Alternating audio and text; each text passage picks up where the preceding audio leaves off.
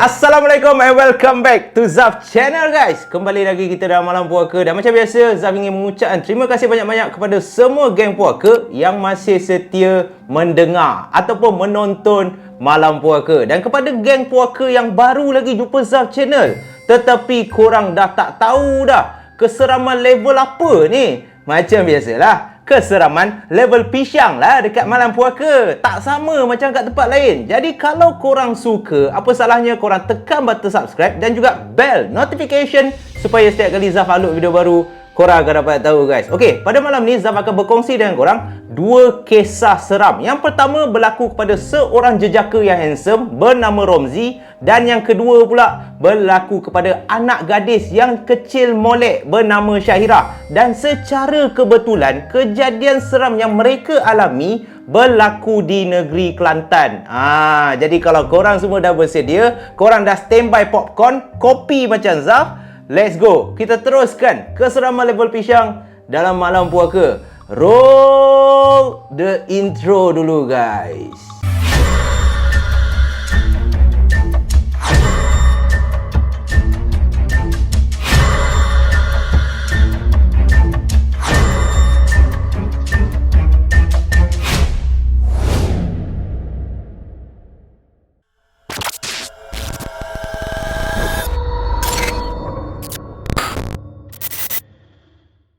Jika melihat buaian berayun dengan sendiri, Romzi memang takkan tunggu lama. Dia akan terus caw daripada kawasan tu. Sebab apa? Sebab Romzi ada satu pengalaman yang agak menyeramkan berkaitan dengan buaian yang masih membuatkan diri dia meremang setiap kali dia ingat balik kejadian seram tu. Jadi jom Zaf kongsikan dengan semua geng puaka apa sebenarnya yang dilalui oleh Romzi. Kejadian ni berlaku dalam tahun 2009. Romzi masih ingat lagi. Romzi bersama 3 orang lagi kawan dia, iaitu Razif, Zamri dan juga Iman. Mereka berempat keluar untuk menikmati makan malam. Diorang pun memang dah lama dah plan nak dinner sekali. Yelah, dah lama kot tak berkumpul dengan kawan-kawan. So memang lepak santai, makan-makan. Selesai sahaja makan malam, salah seorang kawan Romzi ni yang bernama Razif yang baru pulang bercuti daripada kerja, mengajak diorang semua untuk pergi meronda, pusing-pusing ke kawasan tu. Katanya dah lama dah dia tak bersia-sia dekat area Kota Baru. So diorang semua bersetuju untuk chilling, naik kereta, pusing-pusing, sambil tu hisap rokok. Dah macam waktu muda-muda dulu. Orang cakap mengimbau kenangan. Amboi, sekali-sekala kan. Romzi yang memandu kereta menuju ke sebuah kawasan taman permainan, tempat di mana diorang sering melepak waktu diorang ni di usia muda-muda remaja. Dulunya kawasan taman tu memang sangat gelap pada waktu malam. Memang kurang cahaya, malap je. Selalu jadi pot untuk budak-budak muda ni pergi dating dengan awet diorang. Kalau dah dating tu, ada pula yang siap buat projek mega apa semua. Yang faham-faham lah. Tapi sekarang tempat tu dah cukup berbeza. Lepas kawasan tu dah dimajukan, suasana dia terus berubah 180 darjah. Memang cantik, memang terang. Sedap lah untuk lepak. Tak ada lah takut sangat macam dulu-dulu. Lampu-lampu tersusun dengan sungguh indah. Walaupun cantik, tapi bagi diri Romzi, suasananya tidak semeriah dulu. Kalau dulu, waktu diorang muda, tiap-tiap malam, kawasan tu memang akan meriah dengan kehadiran budak-budak muda yang duduk melepak. Ada juga penjaja-penjaja makanan yang akan meniaga kat kawasan tu. Nak lagi best bila ada basker yang akan perform, menyanyikan lagu rock-rock kapak sambil memetik gitar diorang, menghidupkan lagi suasana dekat kawasan taman tu. Jadi kawasan tu agak jauh daripada taman perumahan, so tak kisahlah kalau basker ni budak-budak muda nak melalak sampai pagi, tak nak balik. Orang cakap apa tu? Aku healing sampai pagi tak balik. Okey, tak payah nyanyi. Tak ada siapa pun nak ambil pot. Tak ganggu pun penduduk yang tinggal kat kawasan tu. Dan di situlah dulu diorang banyak menghabiskan masa melepak dan bersembang hingga ke awal pagi. Sampai je diorang kat kawasan taman. Lepas dah settle park kereta, diorang berempat pun terus menuju ke sebuah pondok, tempat di mana diorang selalu lepak waktu diorang muda. Pondok tu dulu jenis pondok papan, diperbuat daripada papan. Tapi sekarang ni lepas dah dimajukan, diorang dah tukar dah pondok tu dengan pondok batu. Diorang mulalah mengenang balik nostalgia lama. Sungguh indah pada masa tu. Waktu masing-masing masih lagi muda remaja. Tenaga pun macam kuda, horsepower baik punya. Dengan perangai nakal masing-masing, kalau lepak je, bila diorang ingat balik, mesti duk usah awek-awek yang tengah berjalan, yang tengah duk dating kat situ. Pernah juga try nak mengurat, tapi tak pernah dapat pun. Biasalah, zaman muda-muda kan. Siapa je geng puaka yang time muda tak nakal? Nakal-nakal manja orang cakap. Tapi kini semuanya dah berubah. Diorang semua dah bawa haluan masing-masing. Ada yang dah kahwin, ada yang dah tunang. Romzi je lah seorang yang masih bujang lagi. Orang cakap tak ada jodoh kan. Nak buat macam mana? Pisang lah Romzi. So bila ada masa macam ni je lah, dia orang ambil peluang untuk berkumpul beramai-ramai, lepak balik macam dulu-dulu. Sebab kebiasaannya laki-laki ni friendship orang lebih kuat daripada perempuan. Betul tak? Dan waktu dia orang ketawa besar, segala nostalgia duk mengimbau balik, keluarlah daripada mulut seko-seko. Dan waktu tengah bergelak, sedang diorang rancak berborak, ketawa riang gembira macam seekor Teletubbies, tiba-tiba Romzi ada nampak salah satu daripada buaian tu berayun dengan sendiri. Bila dah ternampak benda macam tu, Romzi ni terus mencuit bau Zamri dan menjuihkan mulut dia ke arah buaian yang sedang berayun.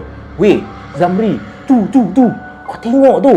Lalu Zamri pun jawab, alah mungkin angin lah, kau tak payah cuak sangat lah. Tetapi Romzi ni pelik, kerana cara ayunan buaian tu seperti ianya digerakkan oleh sesuatu, bukan sebab angin. Dan untuk kepastian, Romzi ni siap tanya kepada Razif dan juga Iman. Mereka berdua pun membuat andaian yang sama macam Zamri. Alah, kau abaikan je lah. Aku rasa angin. Kau tak payah risau lah. Tetapi tak lama selepas tu, diorang semua boleh terdengar sayup-sayup je ada suara kanak-kanak seakan-akan sedang riuh bermain dekat kawasan tu.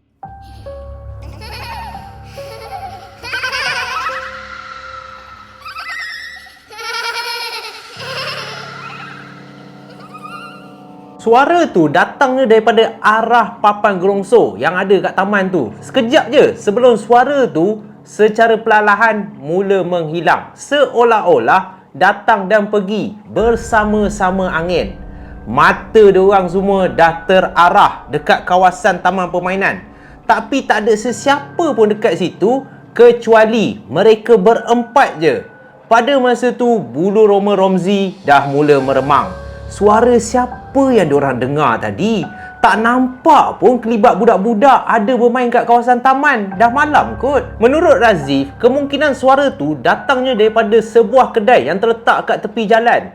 Tapi agak mustahil sebab kedai tu dah lah jauh. Dan Razif ni sempat lagi bergurau. Dia siap cakap dekat Romzi, kalau betul tu suara hantu, dia jentik je dah telinga hantu tu biar menangis. Dan kawan-kawan yang lain, Iman dan Zamri ni tergelak lah apabila terdengar yang Razif ni cakap macam tu. Memang daripada dulu Razif ni perangai dia kuajar. Dia memang suka cakap besar. Pada masa tu Romzi terus memandang dekat kawasan taman tu untuk dia tengok. Biar betul suara tu dia memang yakin, dia memang dengar dengan jelas. Hati dia dah tak sedap dah. Lalu Romzi pun mengajak kawan-kawan dia yang lain untuk pulang ke rumah. Tapi semuanya tak nak pula ikut cakap Romzi ni. Dia orang cakap, alah relax lah, dah lama tak lepak kot.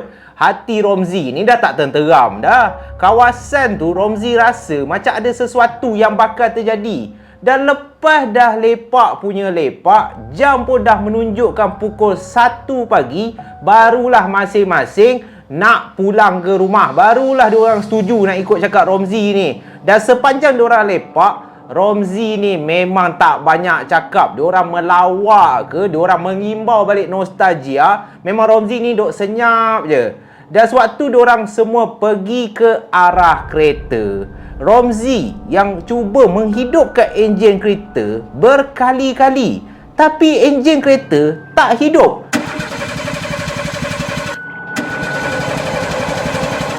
Seolah-olah bateri kereta tu dah kong tau. Jadi Romzi ni tegurlah Zamri. Zamri, biar ke betul kereta engkau ni. Apa hal yang tiba-tiba time ni pula yang tak boleh hidup? Lalu Zamri pun katalah kepada Romzi, engkau ni relax je lah. Engkau daripada tadi asyik takut kan. Sejak dengar suara hantu tu, engkau dah jadi tak betul dah. Enjin tak boleh hidup pun kau dah gelabah. Relax je lah. Engkau duduk kat sini. Weh, jom kita semua tolak kereta. So Zamri ni mengajak kawan-kawan dia yang lagi 2 orang untuk tolak kereta, sementara Romzi ni akan mengawal steering pada masa tu. Dan waktu itulah ada satu lagi kejadian, dan kejadian ni akhirnya disebabkan orang cakap disebabkan mulut badan binasa. Inilah dia. Disebabkan cakap besar, akhirnya mereka semua terkena satu gangguan yang agak menyeramkan. Ketika diorang semua sedang menolak kereta, tiba-tiba datang satu bau yang sungguh wangi menusuk ke dalam hidung diorang semua. Romzi terus memandang ke arah cermin pandang belakang yang ada kat tengah tu.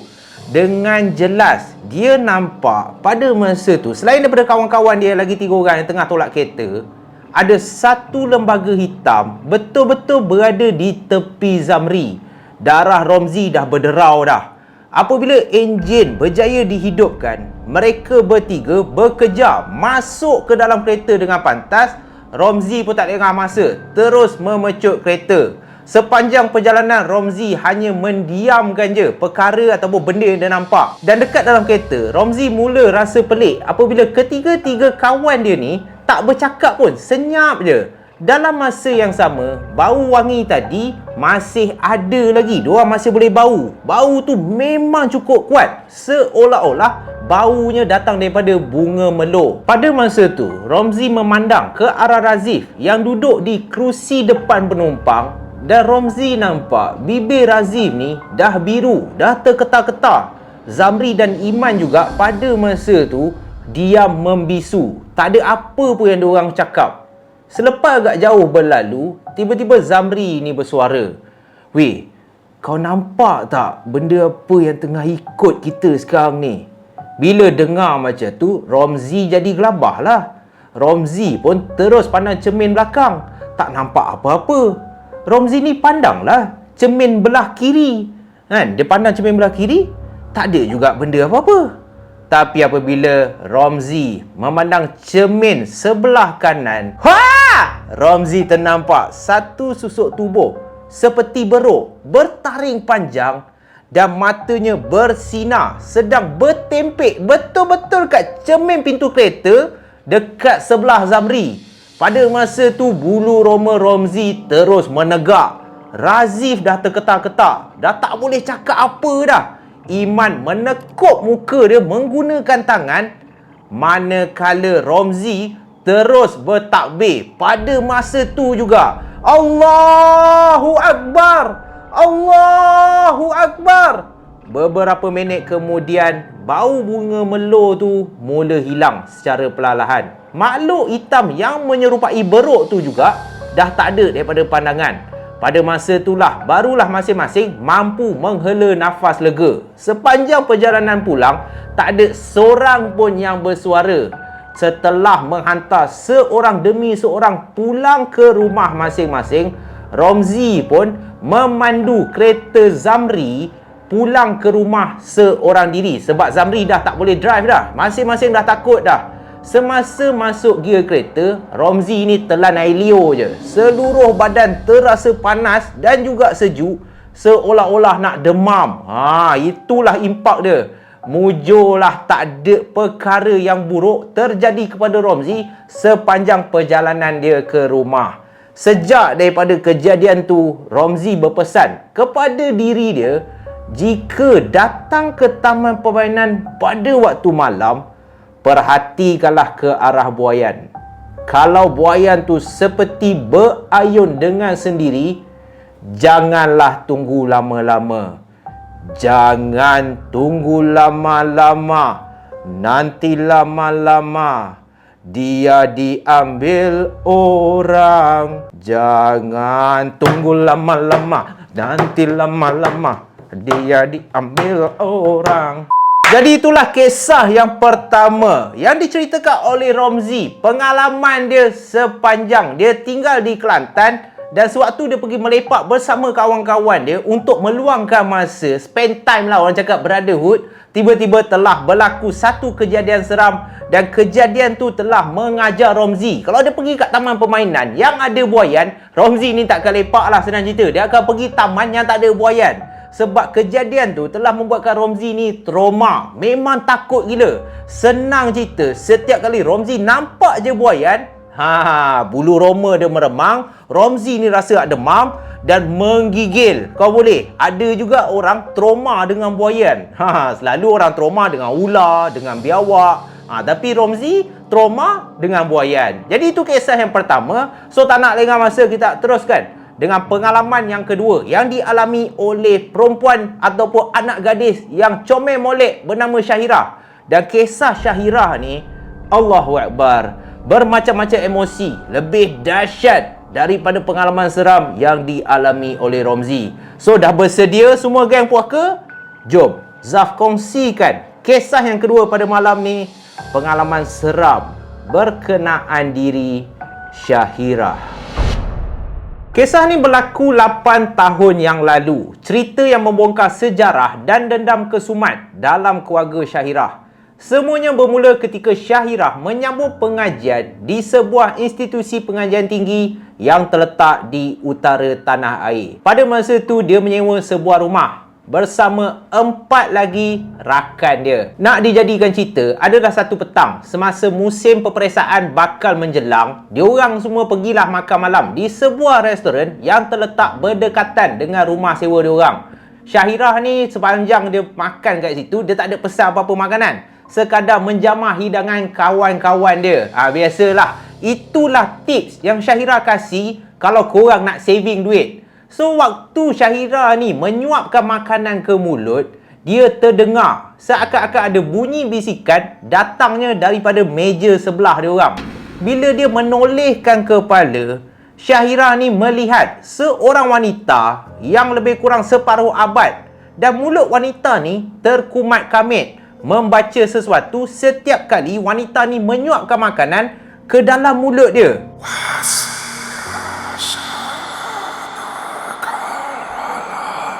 Dalam hati Syahirah, lain macam wanita ni. Pada masa tu Syahirah ni tak adalah fikir apa sangat. Just terkejut je lah tengok perwatakan wanita tu. Yelah, apa yang kepelik sangat?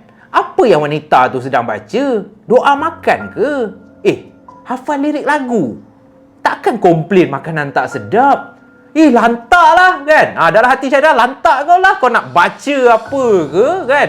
Setiap kali suap nak baca doa, suka hati kau. So selesai je makan malam, diorang semua pun bergerak lah untuk pulang ke rumah. Waktu tu pun jam dah menunjukkan hampir pukul 7 petang. Dah nak hampir waktu maghrib. Dan tak tahu kenapa, masa tu Syahirah ni dia rasa tak sedap hati. Macam ada sesuatu yang tak kena. Tapi dia tetap tak endahkan perasaan dia. Mungkin itu hanyalah mainan perasaan. Terlalu banyak fikir selepas dia tengok perwatakan wanita tadi yang terkumat kamit mulut dia. Tapi tak tahu baca apa. Sampai je dekat rumah, Syahirah ni terus masuk ke dalam rumah. Sebaik je dia melangkah masuk, Syahirah ni seakan-akan tak dapat kawal badan dia.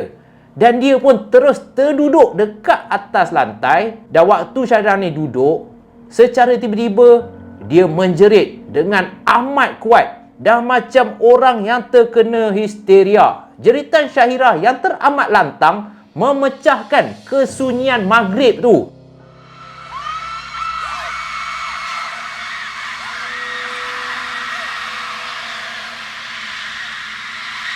rakan-rakan Syahirah yang terdengar jeritan tu memang terkejut kau-kaunya. Memasing dah tak tahu nak buat apa. Dah lah seorang pun memang tak pandai nak merawat orang yang terkena gangguan, yang histeria apa semua. Memang tak ada experience.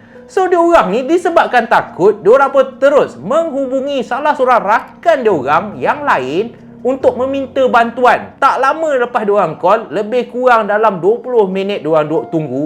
Syahirah ni duduk bersila senyap je tau. Rakan diorang ni pun sampailah bersama seorang ustaz. Dan nama ustaz ni lagi sekali kebetulan. Nama dia adalah Ustaz Mustaqim. Ustaz Mustaqim pun teruslah memulakan rawatan. Sepanjang rawatan tu, kawan-kawan Syahirah ni dah cuak dah. Sebab diorang boleh nampak Syahirah ni terpekik-pekik menahan sakit semasa rawatan ataupun sepanjang rawatan tu diadakan. Kejap menjerit. Bila Ustaz Mustaqim tekan ibu jari kaki je, Syahirah ni akan meronta-ronta. Sakit! Aku tumbuk muka kau sekejap lagi, Ustaz. Sakitlah bodoh. Tapi Ustaz Mustaqim disebabkan dia dah biasa dah handle gangguan-gangguan ni, Ustaz Mustaqim tak kasih peluang. Berkumat kamitlah Ustaz Mustaqim membacakan beberapa ayat suci Al-Quran, termasuklah ayat-ayat ruqyah, supaya benda yang masuk ke dalam badan Syahirah ni terus keluar apabila tak dapat menahan sakit. Selepas hampir 30 minit Ustaz Mustaqim merawat Syahirah, menurut Ustaz, kemungkinan Syahirah ni dah terkena santau angin. Dan benda ni mungkin ada kena-mengena dengan wanita yang dia nampak duk rancak terkumat kamit membaca sesuatu kat kedai makan petang tadi. Menurut Ustaz Mustaqim juga, wanita tersebut sebenarnya dia cuba untuk menyantau tuan kedai, ataupun dia cuba menyantau kedai makan tu. Tapi disebabkan Syahirah ni pergi tengok masa wanita tu sedang membaca mantra, so boleh jadi tempias santau turut terkena pada diri Syahirah. Allahu Akbar, malang sekali. Pada masa tu Ustaz Mustaqim cuba juga merawat Syahirah sekadar yang termampu. Selebihnya Ustaz Mustaqim mengarahkan kawan-kawan Syahirah ni supaya diorang panggil ibu bapa Syahirah untuk datang ke rumah tu. Menurut Ustaz Mustaqim, kemungkinan ada sejarah lama yang bakal tersimpul dalam tubuh Syahirah yang perlu dirungkaikan. Ustaz Mustaqim dah dapat membaca macam ada sesuatu yang tak kena pada diri Syahirah. Apa sebenarnya yang berlaku? Kalau geng puaka nak tahu, sebenarnya santau tu hanyalah sekadar asbab yang telah membuka rahsia yang lebih besar dan lebih dahsyat. Dikatakan 2 hari sebelum ibu bapa Syahirah datang ke rumah sewa mereka semua ni, rakan-rakan Syahirah ni dah tak lena tidur dah. Diorang akan mengalami bermacam-macam mimpi yang menakutkan. Ternampak susuk tubuh lelaki dengan muka yang hancur sedang memandang ke arah diorang. Lembaga hitam berbulu tidur dekat sebelah diorang. Dan ada juga beberapa kali kawan-kawan Syahirah akan terasa seperti susah nak bernafas, macam orang kena tindih semasa tidur. Dan yang menakutkan, setiap kali menjelang je waktu maghrib, Syahirah ni akan kelihatan gelisah semacam. Mata dia akan melilau memandang ke atas sebelum Syahirah mula meraung-raung. Dan rupa-rupanya ni bukan kali pertama Syahirah kerasukan. Dah banyak kali dah Syahirah ni kerasukan. Sikit je menjerit. Sikit je menjerit. Dan sewaktu ibu dan ayah Syahirah ni sampai je dekat rumah sewa diorang, Syahirah yang dari tadi duduk diam, tak ada cakap apa-apa pun, tak semena-mena terus bangkit dan menjerit ke arah ibu bapa dia. Aku benci kau. Kau bukan ayah aku. Berambus kau daripada sini. Orang tua tak sedar diri, belah kau daripada sini. Itulah apa yang dikatakan oleh Syahirah, menunjuk-nunjuk ke arah ayah dia. Ustaz Mustaqim yang merawat Syahirah menjelaskan dia dapat rasa kemungkinan ada saka yang menghuni dalam tubuh badan Syahirah. Bukan tu je. Come on lah. Ustaz viral kot. Bukannya kaleng-kaleng. Menurut Ustaz Mustaqim, dia juga dapat rasa ada banyak lagi benda yang turut menumpang dalam tubuh badan Syahirah. Dari situlah satu demi satu perkara mula terungkai. Termasuklah sejarah mengenai keluarga Syahirah. Bermula daripada saat perkahwinan ayah dan ibu Syahirah lagi. Haha. Apa yang Ustaz Mustaqim dapat rungkaikan? Selepas Ustaz Mustaqim merungkai apa sebenarnya yang terjadi dalam keluarga Syahirah, Ustaz Mustaqim dapat tahu yang ayah dan ibu Syahirah ni merupakan sepupu. So disebabkan tu, rupa-rupanya ada pihak lain yang kurang senang dengan perkahwinan kedua ibu bapa Syahirah ni. Jadi orang yang berhati busuk ni terus menggunakan cara halus untuk melunaskan dendam diorang. Dan yang menyedihkan, tempias daripada perbuatan busuk diorang ni dah terkena kepada Syahirah yang pada masa tu masih bayi lagi. Nak bertambah parah, pada masa yang sama, saka keturunan milik keluarga Syahirah pula sedang mencari pewaris. Allahu Akbar. Orang cakap dah jatuh ditimpa tangga. Sebab itulah sewaktu kanak-kanak, Syahirah ni selalu diserang histeria. Sakit-sakit, asyik meracau je hidup dia. Hidup Syahirah cukup berbeza berbanding kanak-kanak yang lain. Syahirah pun tak ada ramai kawan waktu dia ni kecil. Kesian sangat apabila anak yang kena hadap semua benda bodoh di atas perbuatan khianat orang, busuk hati orang. Astaghfirullahalazim. Kini ianya bagaikan satu kemuncak kehancuran. Syahirah sakit dengan begitu teruk. Walau Ustaz Mustaqim cuba juga untuk merawat Syahirah, tetapi sakit misteri yang dialami oleh Syahirah tetap sama, tak sembuh-sembuh. Akibatnya, Syahirah terpaksa menangguhkan pengajian dia selama hampir 1 tahun. Selama tempoh tu jugalah keluarga Syahirah ni cuba berikhtiar untuk merawat anak diorang di serata tempat. Semua pelusuk diorang ni pergi semata-mata untuk menyembuhkan kesakitan yang dialami oleh Syahirah. Sepanjang Syahirah sakit, Syahirah lebih banyak berkurung dan menangis.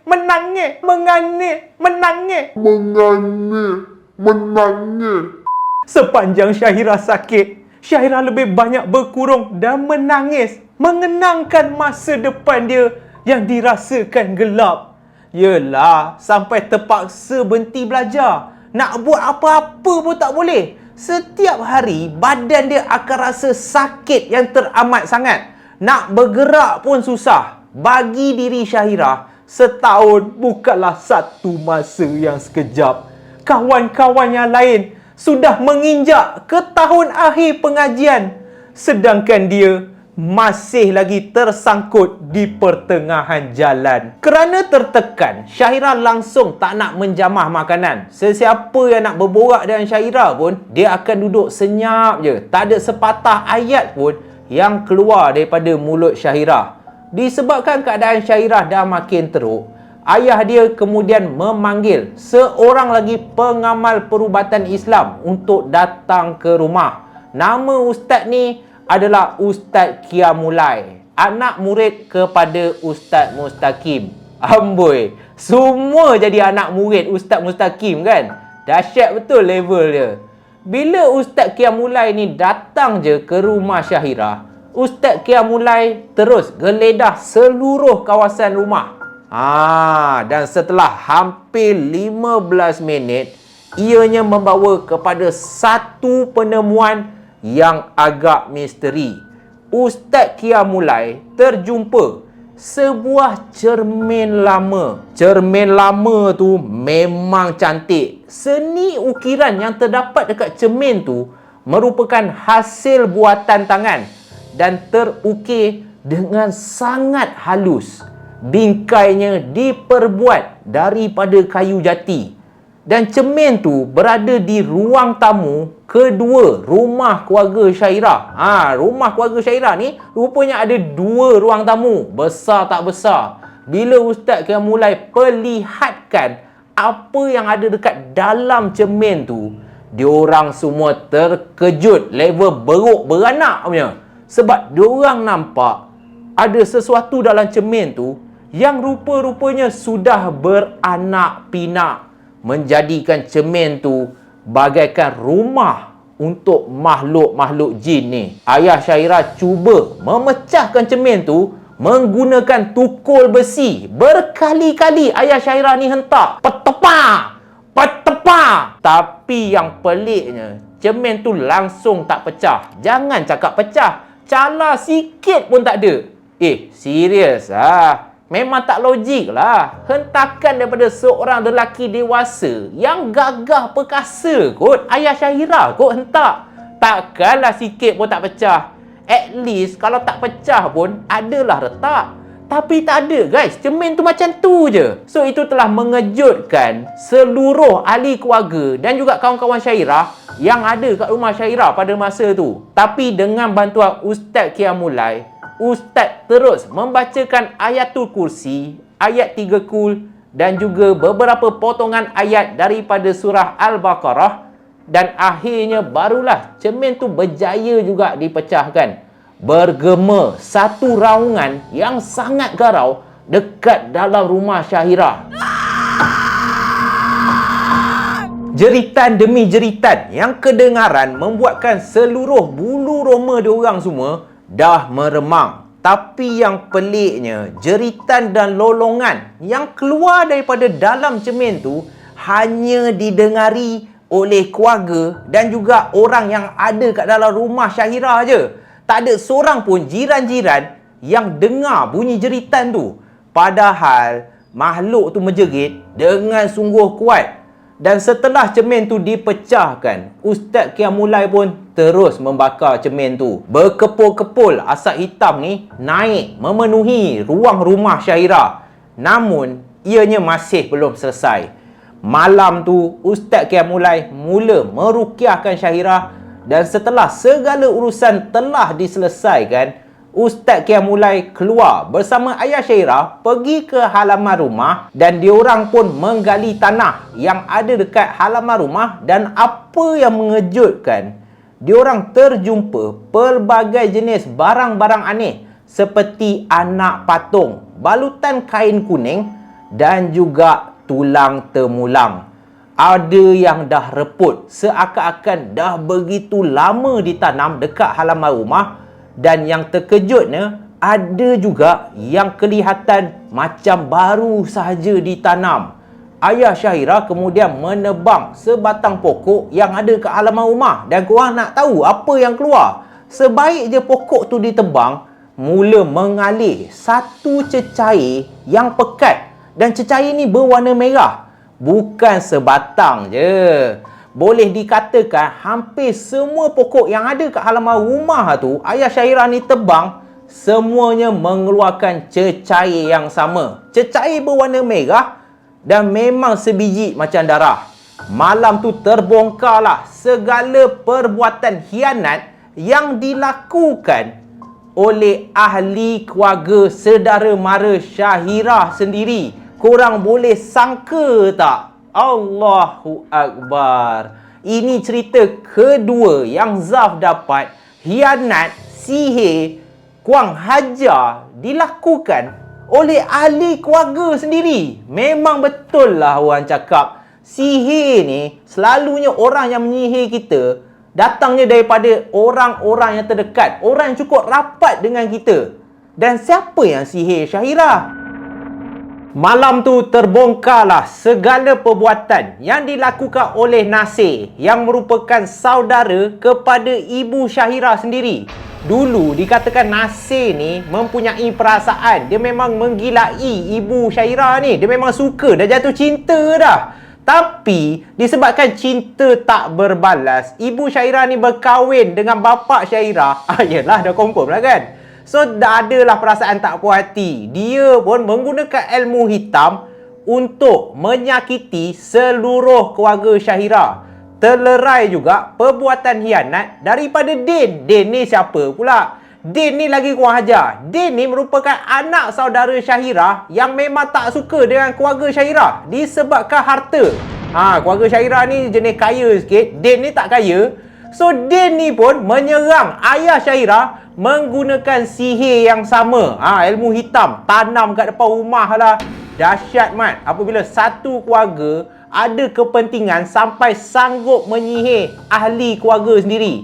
Dan akhirnya, semua tempias tu terkena kepada Syahira. Genap setahun, Syahira pulang semula ke pusat pengajian dia. Hasrat dia mahu menyambung semula pengajian.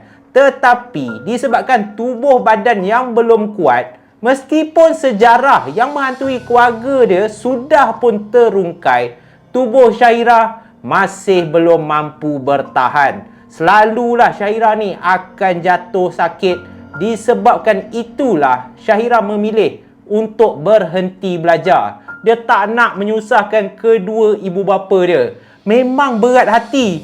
Tapi nak buat macam mana? Apakan daya? Tempias dia yang nak kena hadap.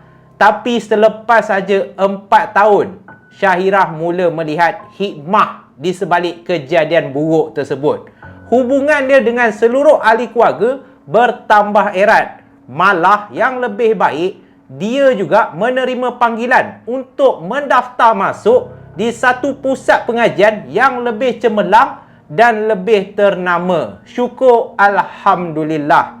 Syahira pun kian pulih daripada segala gangguan sihir dan impian dia untuk menyambung pengajian tercapai kembali. Dan kita sama-samalah berdoa semoga seluruh ahli keluarga Syahira diberikan kesembuhan, perlindungan daripada Allah Subhanahu Wa Taala daripada khianat dan juga gangguan-gangguan sihir yang dilakukan oleh saudara mara ahli keluarga Syahira sendiri. Allahu Akbar. So, Zaf harap korang dapat pengajaran dan juga iktibar daripada 2 kisah pada malam ni. Dan yang penting sekali, korang terhibur dengan segala kisah seram yang Zaf cuba sampaikan sebaik boleh demi menghiburkan semua geng puaka. Jadi macam biasa, kalau korang suka, tekan button subscribe, tekan button like dan juga bell notification supaya setiap kali Zaf upload video baru, korang akan dapat tahu. Thank you so much semua geng puaka. Korang ialah yang terbaik. Kita luaskan pusat jajahan geng puaka biar lebih ramai lagi geng puaka